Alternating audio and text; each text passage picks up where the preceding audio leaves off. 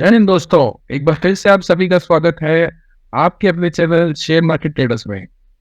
तो साथियों, 6 दिसंबर 2023 का दिन, जैसी चीज मैंने आपको कही थी सेम वही चीज हुई आज भी मार्केट में कंसोलिडेशन का फेस रहा ओवरऑल बेसिस पे। लेकिन जैसा कि मैंने आपको कहा था, कंसोलिडेशन में भी हम ट्रेड कर सकते हैं।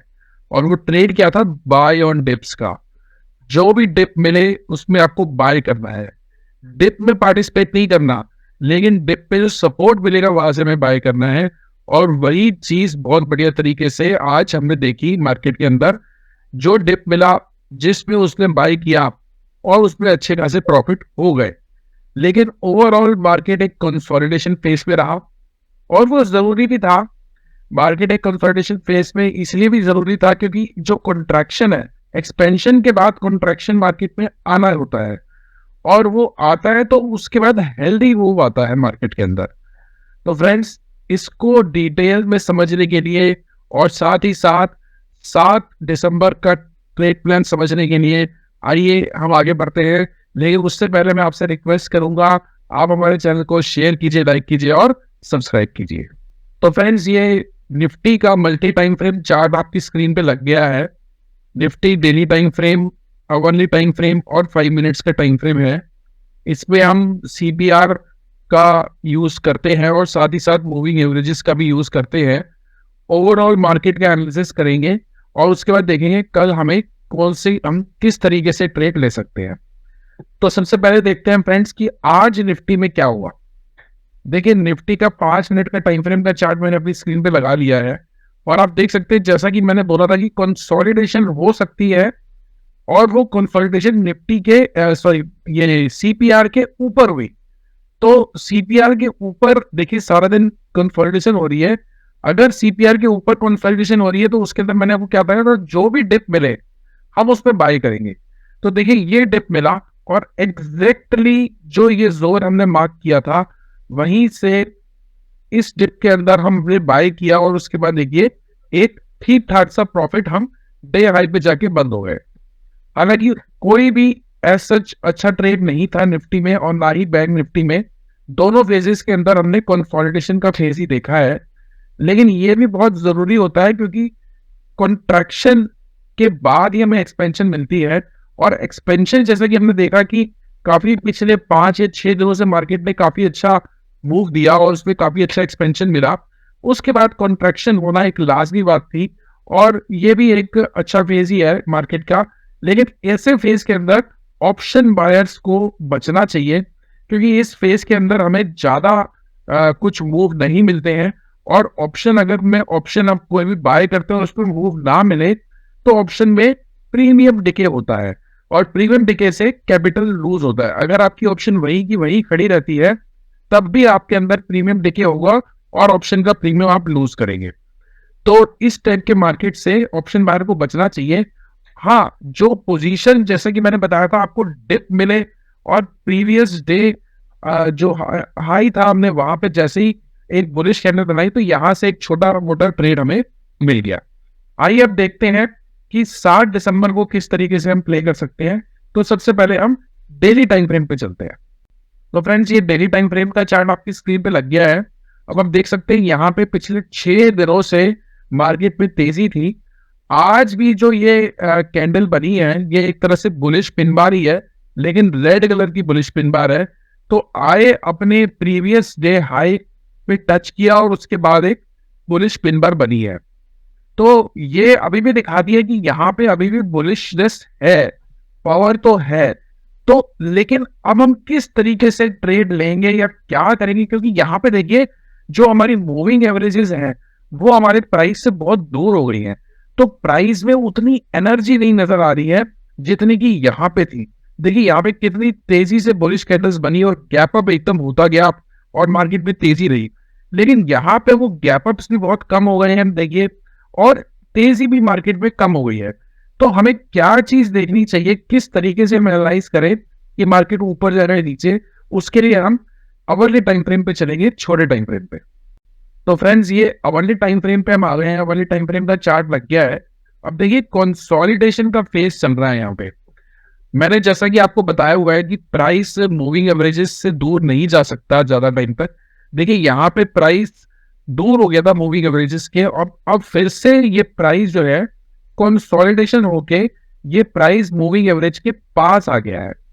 तो ये बहुत इंपॉर्टेंट फैक्टर है फ्रेंड्स, जब भी प्राइस दूर होगा उसे मूविंग एवरेज के पास आना ही पड़ेगा आगे बढ़ने के लिए या नीचे जाने के लिए।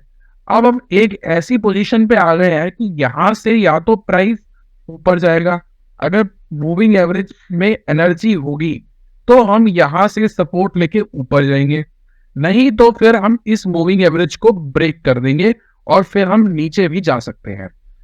तो किस तरीके से हमें प्ले करना चाहिए कल, कौन से लेवल देखने चाहिए और वहां पे कौन सी कैंडलस्टिक्स को देखना चाहिए, उसके लिए हम 5 मिनट्स के टाइम फ्रेम पे चलेंगे। लेकिन उससे पहले मैं बता दूं आपको, जो हम यहाँ पे कंसोलिडेशन कर रहे हैं, हम 20 मूविंग एवरेज के पास तो आ गए हैं, लेकिन अगर आप देखेंगे तो 20 50 मूविंग एवरेज से बहुत दूर है और 50 200 मूविंग एवरेज से बहुत दूर है। तो ये जो गैप है ये बहुत वाइड हो गया है। अब यहां पे हमें ये देखना होगा कि क्या ये 20 moving average, hourly time frame की 20 मूविंग एवरेज क्या सपोर्ट प्रोवाइड कर रही है प्राइस को, क्योंकि डेली टाइम फ्रेम की मूविंग एवरेज जो है 20 वो तो बहुत नीचे है, वो सपोर्ट प्रोवाइड नहीं कर सकती। तो क्या आवरली टाइम फ्रेम की 20 मूविंग एवरेज सपोर्ट प्रोवाइड कर रही है या नहीं कर रही है, ये हमें वॉच करना होगा। तो चलिए पहले हम 5 मिनट्स के टाइम फ्रेम पे देख लेते हैं कि हम किस तरीके से प्ले कर सकते हैं। तो देखिए 5 मिनट्स का टाइम फ्रेम में चार्ट लग गया है, आपको आवरली और 5 मिनट्स दोनों को कंबाइन करके देखना होगा। यहाँ पे हम कहते हैं इसको मल्टी टाइम फ्रेम एनालिसिस। जब हम 2-3 टाइम फ्रेम्स को इकट्ठा कंबाइन करके ट्रेड लेते हैं उसे हम मल्टी टाइम फ्रेम एनालिसिस कहते हैं। अब देखिए यहाँ पे तो हमें देख रहा है कंसोलिडेशन हो रहा है, कंसोलिडेशन होने के बाद साथ ही साथ हमें ये देखना होगा कि अगर प्राइस नीचे आता है, अगर प्राइस S1 के नीचे आता है, देखिए ये S1 का लेवल है, ये यहाँ का लेवल, ये सेम है, ये जो मैंने अवली टाइम फ्रेम पे दिखाया है और ये जो मैंने S1 यहाँ पे दिखा रहा हूँ ये सेम लेवल है। अगर प्राइस इस लेवल के नीचे आता है तो यहाँ पे ये है 20 मूविंग एवरेज। 20 मूविंग एवरेज जो है वो हमें देखनी पड़ेगी, 20 मूविंग एवरेज क्या सपोर्ट दे रही है, क्या हम यहाँ पे सपोर्ट ले पा रहे हैं 20 मूविंग से और यहाँ पे बुलिश कैंडल बन रही है, ये बहुत इंपॉर्टेंट रहेगा। अगर यहाँ पे S2 के आसपास जो कि हमारी 200 मूविंग एवरेज है, 200 मूविंग एवरेज के आसपास अगर हमें यहाँ पे बुलिश कैंडल्स मिलती हैं, इसका मतलब हम 20 मूविंग एवरेज से सपोर्ट ले रहे हैं। अगर हम यहाँ पे 20 मूविंग एवरेज से सपोर्ट लेते हैं तो फिर हम अपना ये वाला हाई जो कि 20,998 है इसको हम ब्रेक कर देंगे और हम 21,000 से ऊपर निकल जाएंगे, 21,100, 200, 300 तक भी जा सकते हैं। लेकिन अगर हम यहाँ पे 20 मूविंग एवरेज से सपोर्ट नहीं ले पाए और प्राइस ने 20 मूविंग एवरेज को रिस्पेक्ट नहीं किया और नीचे चला गया 20 मूविंग एवरेज के, तो फिर हमें 20,713 का लेवल पहले देखने को मिल सकता है। तो इस तरीके से फ्रेंड्स हमें अपना डे प्लान करना पड़ेगा। 5 मिनट्स के टाइम फ्रेम पे मैं आपको इंपॉर्टेंट लेवल्स बता देता हूँ। तो देखिए S1 के आसपास कल अगर हम गैप डाउन खुलते हैं S1 के आसपास और नीचे चले जाते हैं, यहाँ पे एक बेरिश कैंडल बनती है, तो आपको शॉर्ट नहीं करना। देखिए ये एक ट्रैप करने की तरीका हो सकता है। अगर S1 के आसपास बेरिश कैंडल बनती है आपको शॉर्ट नहीं करना, क्योंकि उसके नीचे 200 मूविंग एवरेज है या हमारी आवरली टाइम फ्रेम की 20 मूविंग एवरेज है। यहाँ पे 5 मिनट्स की 200 मूविंग एवरेज या फिर आवरली की 20 मूविंग एवरेज हमारी इस सपोर्ट के नीचे है। अगर ये सपोर्ट ब्रेक भी होता है, बेरिश कैंडल बनती है, तो आपको यहाँ पे वेट करना होगा, क्योंकि मुझे उम्मीद है कि एक बार तो यहाँ से जरूर रिट्रेसमेंट आएगा। तो ये वाला ट्रेड हम नहीं लेंगे। उसके बाद अगर हम लोअर हाई बनाते हैं, देखिए यहाँ पे बेरिश कैंडल बनी, हम S2 पे आ गए, वापस गए, अगर हमने ये डे हाई ब्रेक कर दिया और हायर लो बना दिया तो फिर इसका मतलब हमने यहां से सपोर्ट ले लिया। तो ये प्राइस एक्शन को देखना पड़ेगा आपको फ्रेंड्स, मल्टी टाइम फ्रेम में आपको प्राइस एक्शन को देखना पड़ेगा। बेरिश कैंडल बनती है यहाँ पे 200 से सपोर्ट लेती है और उस जो बेरिश कैंडल बनी उसका डे हाई ब्रेक हो जाता है, उसके ऊपर हम एक हायर लो बनाते हैं, इसका मतलब हमने 20 मूविंग एवरेज से सपोर्ट ले लिया है और हम जल्दी ही ये वाला रेजिस्टेंस भी ब्रेक कर सकते हैं। तो पहला ट्रेड तो आपका ये हो गया। अगर हम कल गैप अप खुलते हैं इस R1 के आसपास, तो यहां से हमें फिर से एक रेजिस्टेंस मिल सकता है, क्योंकि देखिए यहां से हमें बार बार रेजिस्टेंस मिल रहा है 20,964 से, यहां से बार बार रेजिस्टेंस मिल रहा है और ये वाला भी लेवल एक रेजिस्टेंस की तरह एक्ट कर सकता है, क्योंकि हमें देखिए यहाँ पे जो है हमारा हाई पॉइंट आ जाता है और यहाँ से हमें रेजिस्टेंस 21,000 का लेवल है बेसिकली ये, और यहाँ से हम रेजिस्टेंस फेस कर सकते हैं। तो फ्रेंड्स ये आपको प्राइस एक्शन में देखना होगा कि किस तरीके से हम एक हायर लो बना रहे हैं या फिर हम एक लोअर हाई बना रहे हैं।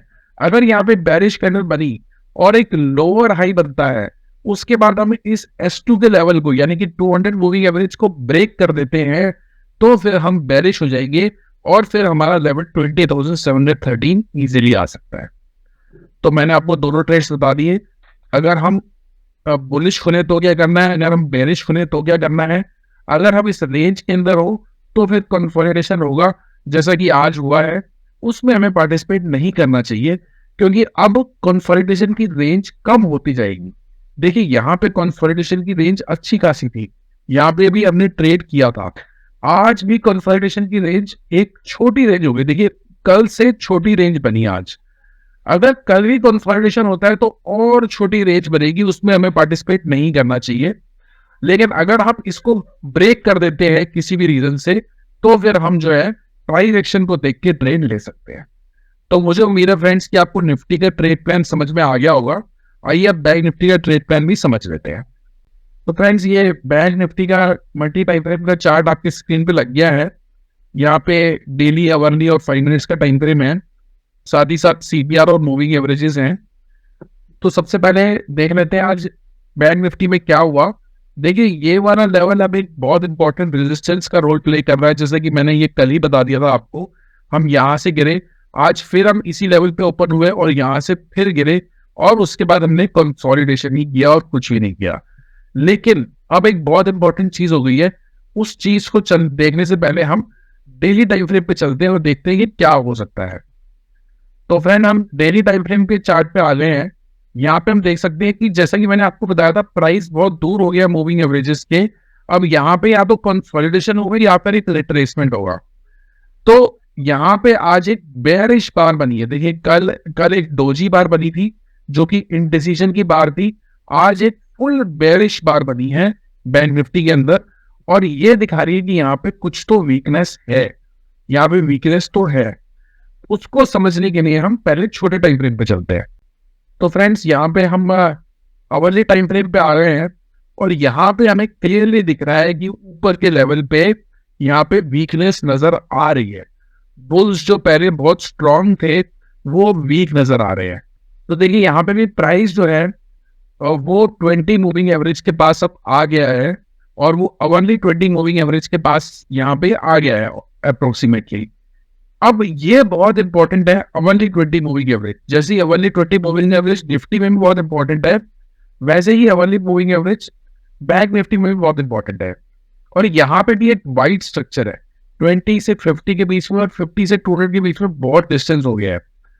तो ऐसा हो सकता है कि कल हम गैप डाउन खुले और उसके बाद एक लोअर हाई बने और फिर हम नीचे की ओर रिट्रेस कर सकते हैं। तो उसको समझने के लिए हम 5 मिनट्स के टाइम फ्रेम पे चलते हैं। तो फ्रेंड्स ये 5 मिनट्स का टाइम फ्रेम में आप देख सकते हैं पिछले 2 दिनों से हम कंसोलिडेशन की रेंज में ही हैं, और इस कंसोलिडेशन की रेंज में ऑप्शन बायर्स को बचना चाहिए, ट्रेड नहीं करना चाहिए। हालांकि एक ट्रेड आज बनता था, क्योंकि ये वाला लेवल एक बहुत इंपॉर्टेंट रेजिस्टेंस है, ये हमें कल भी पता था। तो एग्जैक्टली हम यहीं पे ओपन हुआ, जब यहाँ पे बेरिश कैंडल बनी तो यहाँ से हम इस रेंज के लो तक जा सकते हैं, बस यही ट्रेड बनता था। अब हम ये बहुत इंपॉर्टेंट लेवल पे आ रही है। देखिए 200 मूविंग एवरेज और आवरली 20 मूविंग एवरेज दोनों इसी जगह पे प्लेस्ड है। तो यहाँ पे अगर हम कल गैप डाउन होते हैं और उसके बाद इस लेवल से रेजिस्टेंस लेते हैं, देखिए फिर ये लेवल जो है, ये जो सपोर्ट मैं दिखा रहा हूँ आपको, ये पूरा जोन जो है ये फिर एक रेजिस्टेंस का काम करना शुरू कर देगा। अगर हमने कल गैप डाउन किया और उसके बाद इस लेवल ने रेजिस्टेंस का काम करना शुरू कर दिया, तो फिर हम पहला हमारा टारगेट रहेगा S2 का लेवल 46,478 और उसके बाद हम जल्दी ही 46,000 के लेवल्स तक भी पहुंच सकते हैं। तो एक बेरिश नेस आ सकती है। ये रिट्रेसमेंट है बेसिकली। मार्केट अभी भी काफी पॉजिटिव है, लेकिन एक स्लाइट बेरिशनेस, स्लाइट मंदी का माहौल आ सकता है, जिससे कि मूविंग एवरेजेस अपनी प्राइस के फिर से पास आ गए। तो ये पॉसिबिलिटी हो सकती है। तो मैंने आपको ट्रेड बता दिया कि अगर हम कल गैप डाउन ओपन होते हैं या इस गैप के आसपास भी ओपन होते हैं और एक लोअर हाई बनाते हैं, इसको ब्रेक कर देते हैं, तो हम पहला लेवल 46,478 और इसको भी ब्रेक अगर हम करते हैं, ये जो हमारा गैप बॉर्डर था, तो फिर हम जो है 46,000 के लेवल्स तक भी कल के दिन में आ सकते हैं। तो फ्रेंड्स, ये था हमारा बैंक निफ्टी का ट्रेड प्लान और निफ्टी का ट्रेड प्लान। दोनों ट्रेड प्लान क्लियरली समझ में आ गए हैं, साथ ही साथ कैंडल्स भी मैंने आपको बता दी है। इसी तरह की वीडियोस के लिए आप हमारे चैनल को शेयर कीजिए, लाइक कीजिए और सब्सक्राइब कीजिए। जय हिंद।